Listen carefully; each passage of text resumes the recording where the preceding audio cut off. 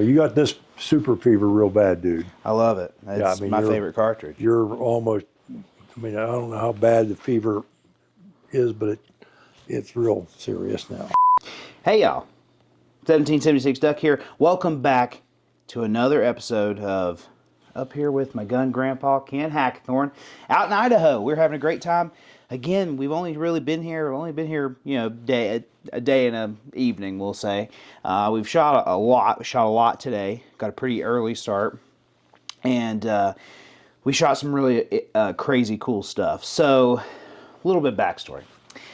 Ever since I really got into guns, and I'm talking like seriously into guns, not like, I just like, shooting rounds into trash. When I got serious about guns, I fell in love with the Super 38 pre-war Colt. When I was 21, just a little story for you actually. When I was 21, I was actually up at this machine gun range in Lebanon, Missouri. Kind of like I was there before I turned 21. I turned 21 while I was there, and then stayed there for a week or two after.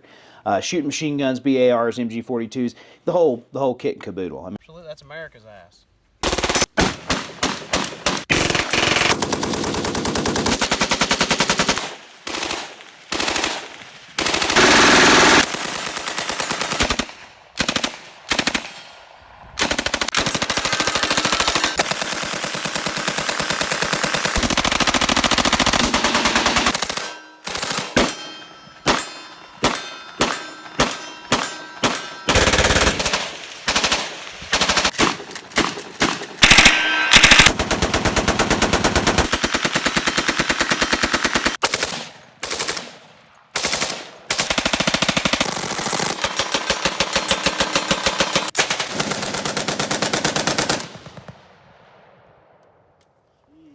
Hell yeah, son!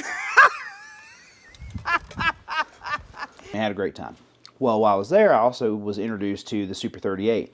And at that time, and even still to this day, that interwar period of history has always been very fascinating with me. The post-First World War, the gangster era, that's always been extremely fascinating to me.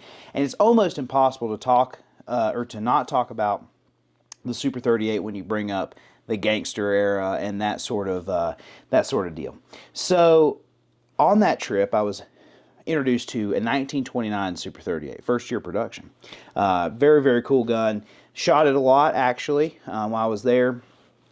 And the gentleman who owned it, because I just turned 21, let me open carry it while I was there. So I was, jazzed up.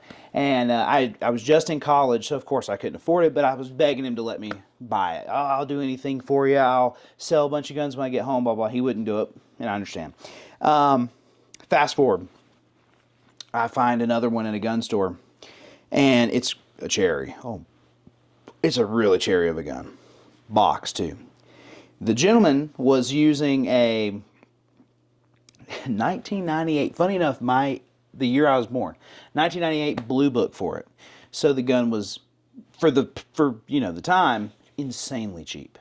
I still couldn't afford it because I was just out of college and just really couldn't afford it, but I had some guns I could sell, but we were on vacation, so I said to the gentleman, hey, I'll give you everything I got in my wallet if you'll let me put it on a 30-day layaway. And I don't know, I got the reference that maybe he didn't care for young people. He was pretty rude to me, and I'd seen him interact with other people, and he wasn't that way with them. Very much I could have said something that set him off, but usually I'm pretty respectful. Could he interpret Southerner? I mean, that very well could have been a problem too. That could have been a problem. I don't know. Maybe a language barrier. Maybe it was. Never thought about that. But he would not let me put it on layaway. Would not let me. And I was really upset, and that gun ended up actually going to a friend of mine. Fast forward a few more years. I finally have a little bit of, equity in my collection, and another one comes up for sale. This guy who works at a gun store, he calls me, hey, we got one coming in. It's a pretty good one too. This one's a little bit more expensive than the last, but still pretty good for what it is. And, he says, hey, it's going to go out on the floor on Friday, and I said, okay, cool. Well, on Friday, I'll call you. Well, I don't know what happened between then and Friday. It was probably a Tuesday or something like that. And somebody walked back there, saw that Super, put it out on the floor. It sold that day. So that one went out from under me. I've done a video with the 1911 Syndicate on this gun, so I'm going to tell that story on that video. But just know that today I finally did get the chance to actually, with you, which means a lot to me, shoot my Grail gun. This is the number one, or was the number one gun I lusted after for years. On my 21st birthday was the first time I ever saw one. On my 27th birthday, which just recently passed, was the day that this came into the FFL. Cool. I have wanted one of these forever, and I think I could have went away to the range to shoot this, but I thought, I'm going out west. Let me save it, and I want to shoot it with Hack. So I got to shoot this gun with you. Guess what? No surprises. Ran like a champ. Ran like a champ. Shot right to the sight. Shot right to the sight. Great trigger. Actually, a very good trigger. And as you and I noted, and you brought out your, what year is this? I think it's a 31. So, same year gun. I can remember 31, 32. It's very close. Yeah. But you're a cherry of a 45.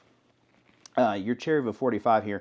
So you brought that out too, and you know these are just epic guns to see together. Of course, the Super kind of being a little bit of the gun guy's gun. Absolutely. We've talked about that. It truly was. If you were like, I am a guy who finds himself in a gunfight more often than not, in the 30s, you'd be hard pressed to find a gun more capable. Well, for example, when that gun came out, it was used by the lawman and the criminal. I mean, Right. John Dillinger was technically his favorite gun. The FBI adopted them. The Texas Rangers. I mean, the Super became kind of the gun guy's gun. And when we were talking today, I was pointing out, you know, the guns are for the most part identical. In essence, Colt took the original 38 Colt cartridge, which was in the first John Browning's first The 1900. 1900 gun. Mm-hmm. Basically took that cartridge and just put more propellant in it, which increased the pressure and a higher velocity. Mm-hmm. Actually, you can shoot 38 Colt that gun. Yeah, right. I've done it before. But not vice versa on a You don't wanna go the 1900. other way. Oh gosh, no. So, and finally, due to Sammy, by the way, the ammo companies were forced on 38 Super ammo to market 38 Super plus P.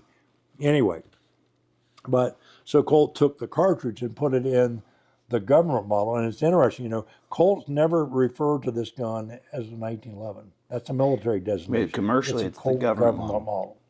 And interestingly, this is only known as the Super 38. Super 38. In the old catalogs, they never said, you know, it's funny, they never said government model chambered for Super 38. No, it was just 38 Super. Yep, there it is. And there was times where the terminology was, at one point, it was Super 38. That's the way I say it. Yeah, and other people will say it's the 38 Super. But there are some subtle differences in the gun. There are. I mean, aside from the fact that it's a different diameter bore, actually the barrel diameter, if you lock the slide back, it's got a little bit narrower, obviously smaller caliber, it's got a narrower barrel. Yep. The other thing, of course, the magazines are different in that this is a 7-shot mag, and that's basically a 9-shot magazine. So you had 2 more rounds in the Super. Yep. And you have that rib, basically because it's a narrower cartridge. The other thing most people don't realize is the sight notch on the Super, it's got a wider front sight and a wider rear notch. It does. Most people don't catch that. And that leans to being a little bit better. Oh, absolutely. I mean, I've shot you know, guns of this era. This is a much nicer gun as long as the sun isn't shining directly on it. Yeah. Much nicer sight system to work much with. easier sight system to pick up. So while if you look them, you can say, hey, look, they look the same. And if you really look at the markings on the slide up here. Oh, yeah. Okay. One says Colt Super 38 automatic. This one says Colt automatic caliber 45. But the guns cosmetically were in essence the same. There were subtle changes. And it's interesting, the recoil impulse of the 45 and the recoil impulse of the 38 Super, they're different. Oh, They're vastly. Not, the Super has it seems to be snappier. Yep. Where the 45 is more, I won't say slower, but it's more of a gradual push type recoil. Yeah. And of course, noise wise. Oh yeah. Yeah. When you shoot a Super. Yeah, they set off for sure. And you know, the Super is a good cartridge. You know, I mean, you know, a lot of people, we had this conversation, a lot of people want to say, oh, well, why would you want to shoot a Super when you can shoot a 9mm? And there are many reasons. But ballistically, the Super is a pretty badass round. I understand that they're not quite the advertised 1,300 feet per second, but you still got a 130 grain bullet going 1250, 1275, somewhere in there. I mean, and you especially when you consider the time period, you've got a gun that's got more magazine capacity than most at the time, and you've got a pretty hot cartridge, and honestly, a shootable gun. You know, this is a gun that you can shoot well. I really, really like shooting Super 38s. And I enjoy shooting them. I actually like to think that I'm pretty decent at shooting them. And it just is a gun that I really enjoy. Another reason, and we touched on this at lunch, and we're not going to get too far down the rabbit hole. Maybe we should eventually. Maybe if in the comments you say, hey, do a video discussing 9mm 1911s versus Super 38s. But a big advantage as a 1911 guy for a Super over a 9 is the fact that the Super is the same length as a 45. And when you apply it to feeding and functioning, that's a big plus. And I'll be honest, I've not shot many Supers that really were poor feeding and ejecting. They typically run pretty well. Especially if you're shooting a 130 grain ball around. Yeah, you're shooting real Super, you shouldn't have any issues. But, you know, I'm so excited. It really meant the world to me to get to share shooting my Grail gun with you. So I'm so glad that we got to do this. I still can't believe I own this gun, to be honest with you. Not quite as cherry as your. I mean, this is an absolutely incredible condition. Pre-war 45. I mean, that is. I can't even believe how nice that is. But you know, I really enjoyed this. I got a killer deal on it. That, you know, maybe I should go buy a lottery ticket after getting this. But when we talk about, you know, a lot of people who really know me know I'm a big Super guy, and you know that. And so it's funny, I call this gun my old friend because I really connected with it last time, and I told you the one gun that I hope that you pull out for me is this gun again. And I'll be quite frank, when I'm with you, I like shooting guns that I'll never possibly see again. Reg Mags, the Hamilton Bowen, you know, you're that Model 58, that's 45 Colt, the Bren 10, you know, the list goes on. But this is the gun that I would want you to pull out every time I visit you. This is a really, really cool gun. Super 38 Colt, okay? So this is, when we talked about the stock version of the Colt Super 38, I'll be quite frank, the Super kind of went through a little bit of a loss in favor following the Second World War. But competition shooting, you may know a little bit about competition shooting. Yeah. Competition shooting actually turned it back up. Turned it around. And so this is a gun that, did you have this gun, you're going to have to tell a little bit more history on this. Did you have it built for competition shooting? Yeah, for IPSC. So tell us about this gun, the gun I called my old friend that I just absolutely love, and then we'll get into actually shooting it. Well, one of the things that was quickly realized with the 38 Super is, compared to a 45, that you had 2 more rounds. Mm-hmm. And that was back when the 45s were still really 7-round mags. The 8-round mags had not. Sure, right. So you had 2 rounds. That was a big deal. And the goal was to reach a major power factor. That Cooper set up major caliber means you had to shoot a certain weight bullet at a certain speed to achieve a power factor in order to get the higher scoring level. And if you hot rodded, if you hand loaded this stuff, you could actually make major. Okay. And so a few people, and I remember that one of the guys that, in my circles that I knew of, the early guys, one of the founders of IPSC was a guy named Dick Thomas, since passed. But Dick was one of the first guys to figure out, you know, if I push that 38 Super just a little hotter with a 130 grain bullet, you know, I can make the major power factor. And he's the first guy I knew that went down that road. And it was kind of like, So I decided I'm going to get one. Well, you know, I found a guy that had decided to build a para-ordnance gun. Mm-hmm. And he bought the parts kit, and it turns out he put the para frame on the gun that he built, and it didn't work, as most of them didn't. Bottom line, but the original Colt frame, and you can always tell of that era, it's 70S. S stood for super. And by the way, if it was 70L, it was a 9mm. But 70S, anyway, at one point, the para gun went down the road, and he said to me one day, not a friend, but an acquaintance, said, "Hey, I've got a Colt 1911 frame.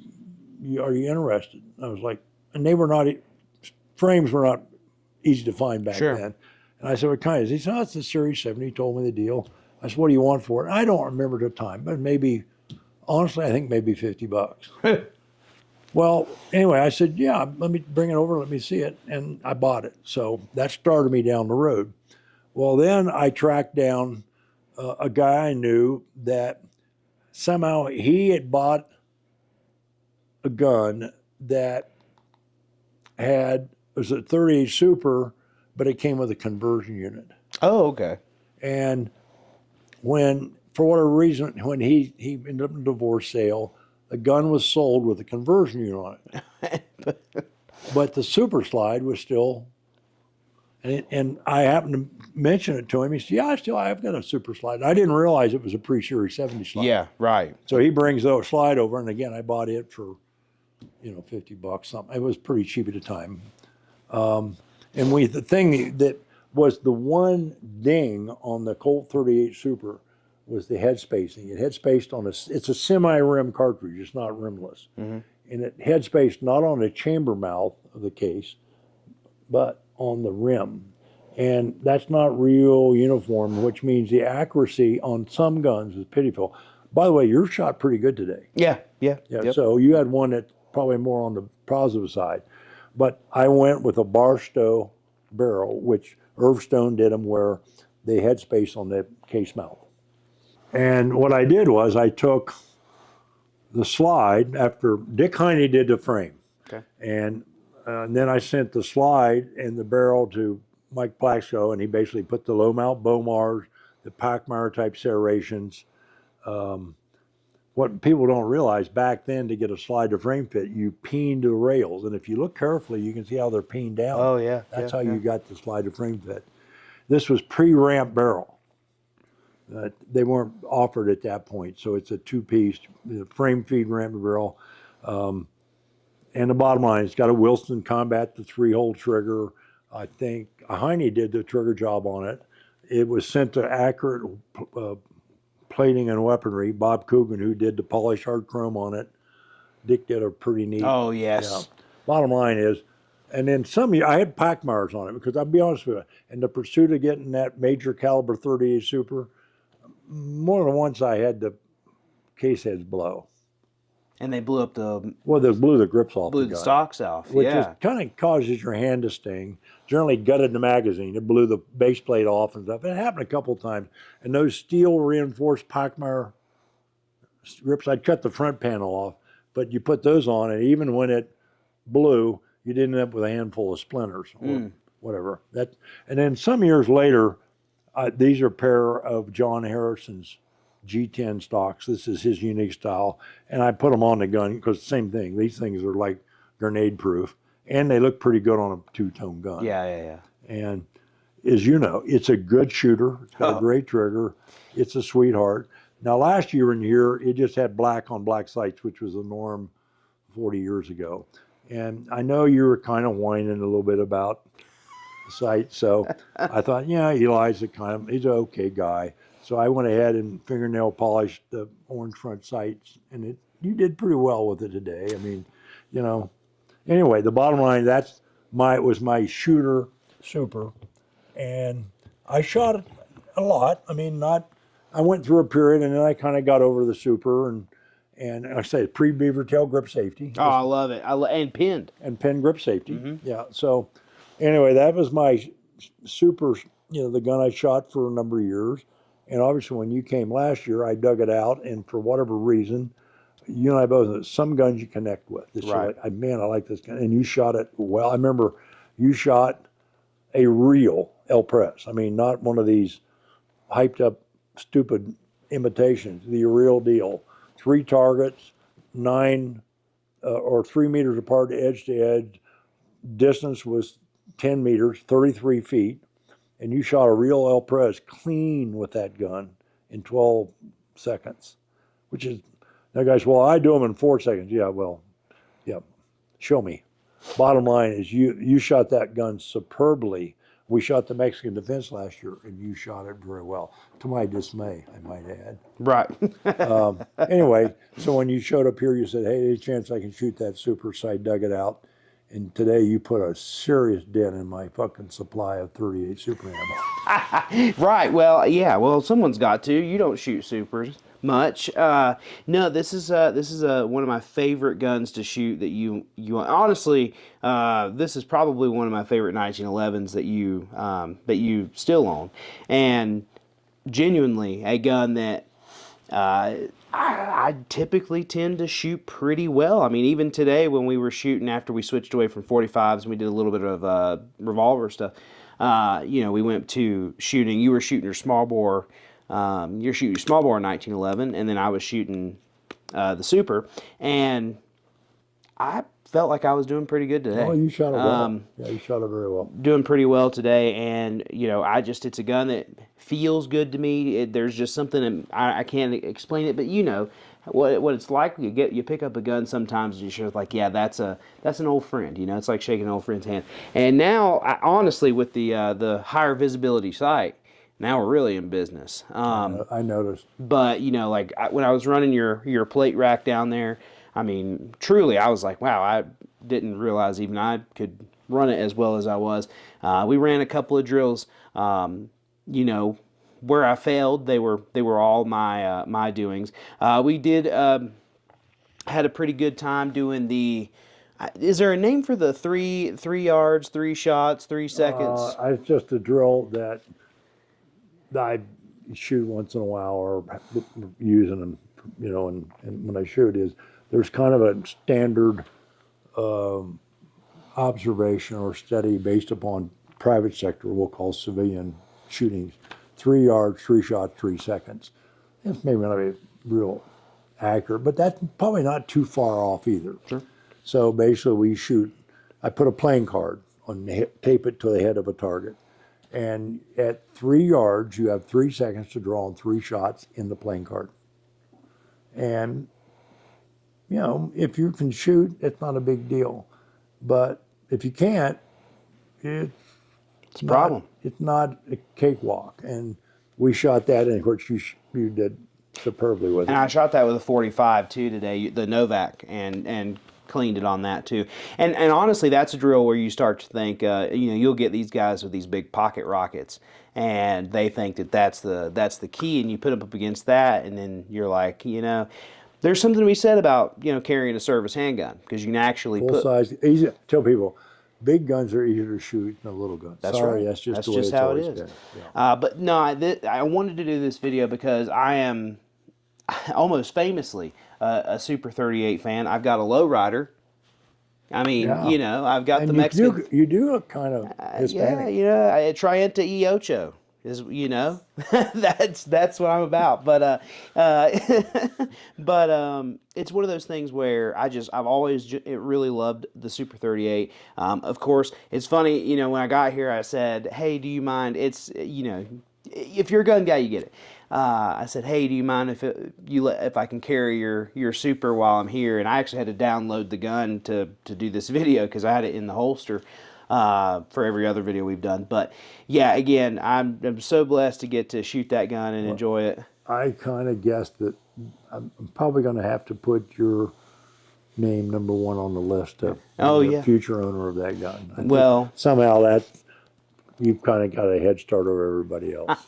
I appreciate that. No, I enjoy shooting it. It's one of my favorite 1911s I've ever shot, and like I said, it's just honestly, truthfully, it's like the Pegram gun. You pick it up, and that's a gun that I can't explain it, but it's difficult to shoot poorly for me.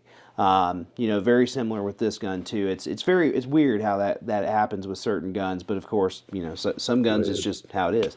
So anyways, with that, you have anything else? No, I think you pretty well covered it. And obviously, I think it would be an understatement to say that you don't like 38 Supers as much as most people might think.